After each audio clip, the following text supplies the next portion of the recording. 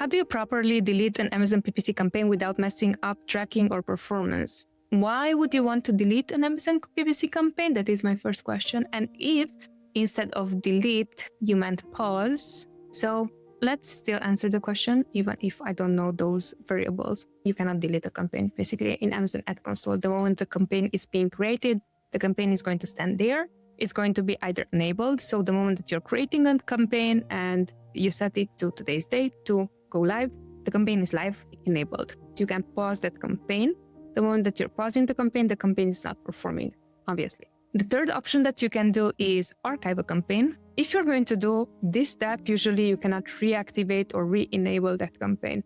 This is the step that we are not doing usually because we never know whenever a campaign performed well at some point in time. We never want to archive information that we already paid for. Let me know if that helped and if it answered the question. If it did not, feel free to shoot a follow-up on that.